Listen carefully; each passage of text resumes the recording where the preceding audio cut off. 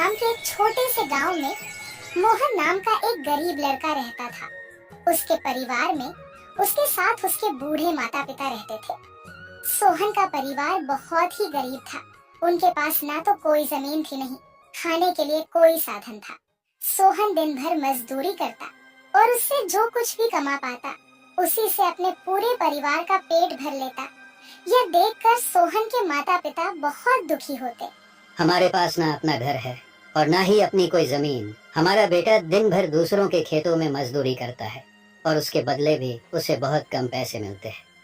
हम दोनों अपने बेटे पर बोझ बन रहे हैं। परेशान मत हो रीमा, हमारा बेटा बहुत मेहनती है, भगवान सब देख रहा है। सोहन ने कभी किसी के साथ गलत नहीं किया, वह ईमानदारी से मेहनत करता है। उसने बचपन से बहुत परेशानियां देखी हैं, पर उसने कभी हार नहीं मानी। एक दिन हमारा बेटा भी बहुत धन कमाएगा और उसकी सारी परेशानियां दूर हो जाएंगी।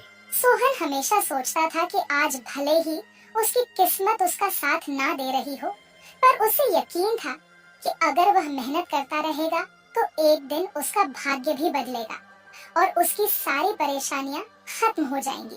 एक दिन सोहन लालाराम जमींदार के खेत पर काम कर रहा था।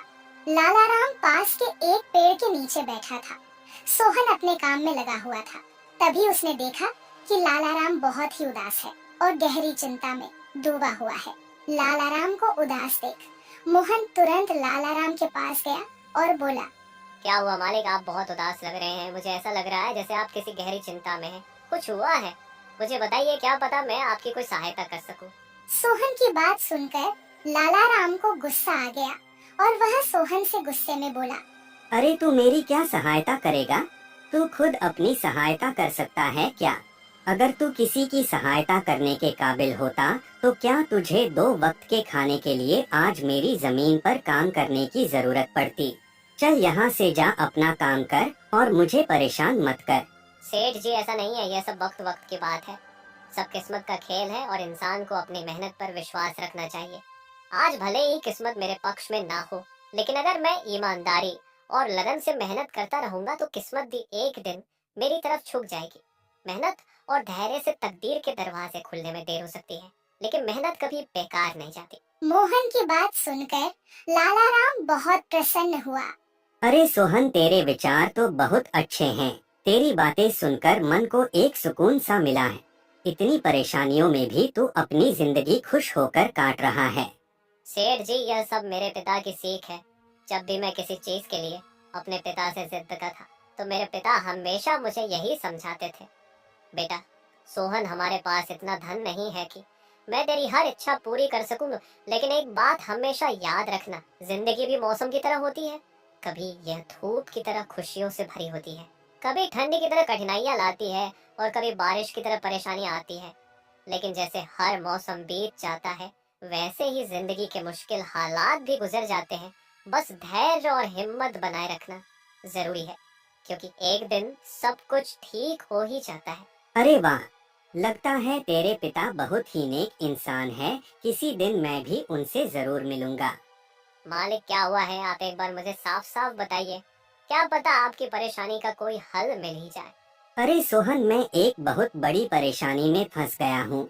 मुझे अपनी परेशानी का कोई भी हल नजर नहीं आ रहा है। सेठ जी, एक बार मुझे बताइए तो क्या पता आपकी परेशानी का कोई हल निकल ही जाए। सोहन, हमारे गांव में मेरे पिता की एक पुश्तैनी जमीन थी जो काफी पीढ़ियों से हमारे पास थी। उस पर मेरा और मेरे भाई का हक है, पर हमारे गांव के ही 2 बाप बेटों ने उस पर कब्जा कर लिया है। मैं पुलिस थाने में केस दर्ज कराने की सोच रहा था, लेकिन गांव के बहुत बड़े बड़े लोग उनके साथ हैं। मैं कितनी भी कोशिश कर लूं, लेकिन मैं उन लोगों का कुछ नहीं बिगड़ पाऊंगा।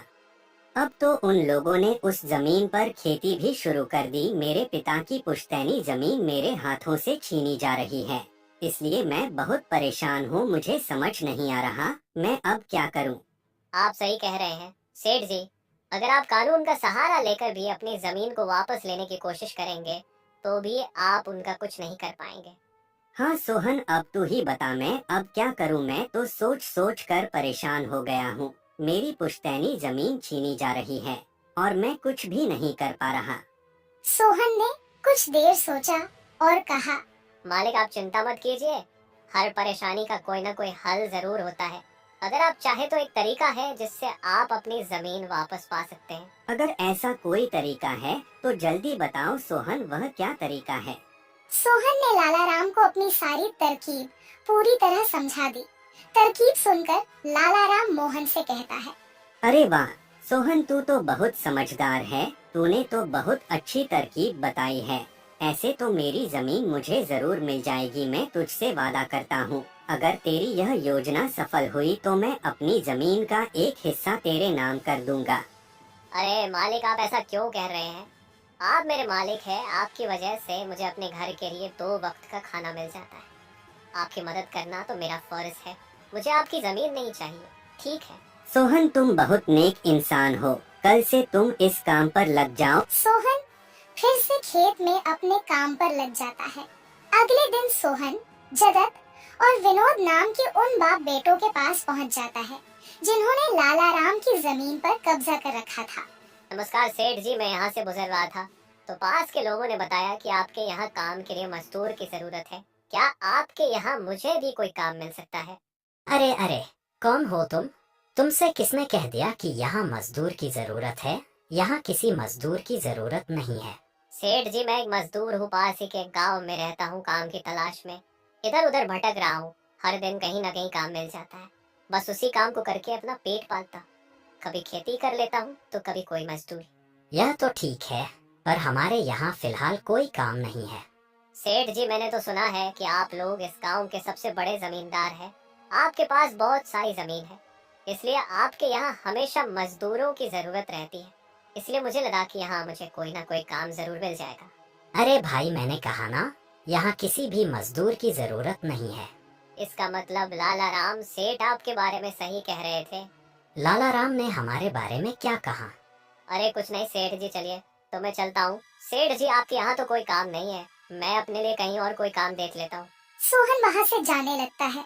तभी जगत विनोद ने सोहन को रोककर यह पता लगाने के लिए बोलता है कि लाला राम ने सोहन को उन लोगों के बारे में क्या बताया है। अरे भाई, इधर आओ, शायद तुम्हारे लिए हमारे पास एक काम है। सोहन तुरंत उनके पास चला गया और बोला, धन्यवाद सेठ जी, बताइए क्या काम है? आप जो भी काम बोलेंगे मैं हर काम करने के लिए तैयार हूँ। आखिर बूढ़े माँ बाप का पेट पालना है। अरे सब्र रखो, काम तो हम तुम्हें बता ही देंगे। पहले यह बताओ कि लाला राम हमारे बारे में क्या कह रहा था। सेठ जी, मैं पहले लाला राम सेठ के यहाँ काम करता था, पर वह बहुत ही कंजूस और बदतमीज आदमी है। मैं उनकी यहाँ दिन रात मेहनत करता, पर इतनी मेहनत करने के बाद भी वह मेरी सही मजदूरी नहीं देता था। इस बात पर कल मेरी उससे बहस हो गई थी। फिर क्या हुआ? लाला राम ने हमारे बारे में क्या कहा? जब मेरी सेठ लाला राम से बहस हो रही थी, तब उसने मुझे कहा कि पूरे गांव में उनसे ज्यादा मजदूरी कोई नहीं देता। तो मैंने गुस्से में कह दिया कि गांव के सबसे बड़े जमींदार जगत सेठ और विनोद सेठ सबसे अच्छी मजदूरी देते हैं, इसलिए उनके यहाँ हमेशा काम करने वालों की भीड़ रहती है। हाँ भाई, बिल्कुल सही कहा था। आखिर हम गांव के सबसे बड़े जमींदार हैं। हमारा फर्ज है कि जो भी मजदूर हमारे यहाँ काम करता है उसे उसकी मेहनत के हिसाब से सही मजदूरी मिले। वाह सेठ जी, आपने बहुत अच्छी बात कही। लाला राम सेठ कभी भी आपकी बराबरी नहीं कर सकता, वह तो शायद आपके जितना भी नहीं सोच सकता। जगत और विनोद सोहन की चापलूसी भरी बातों में आ जाते हैं और उसे अपने यहाँ काम पर रख लेते हैं। चलो अब काम की बात करते हैं। तुम एक अच्छे इंसान लगते हो। हमें अपने खेत पर काम करने के लिए तुम्हारे जैसे ही एक मजदूर की जरूरत है। कल से ही काम पर आ जाना। कुछ दिन ऐसे ही बीत गए। एक दिन जगत अपने बेटे विनोद से बोला, विनोद बेटा, यह सोहन तो बहुत मेहनती है। यह अकेले ही 4 लोगों का काम कर देता है। अच्छा हुआ कि हमने इसे रोक लिया। हाँ पिताजी, आप सही कह रहे हो। सोहन बहुत मेहनती है, इसके जितना काम शायद ही कोई और करता होगा। ये पूरा दिन यहाँ काम पर अकेला लगा रहता है। सोहन की मेहनत ने जगत और विनोद का दिल जीत लिया। कुछ दिन और बीत गए। एक शाम जगत और विनोद अपने खेतों का दौरा कर रहे थे। जब वे अपने खेत पर पहुँचे तो देखा कि सोहन इतने देर तक भी काम कर रहा था। सोहन भाई, अब तो रात होने वाली है, तुम इतनी देर तक काम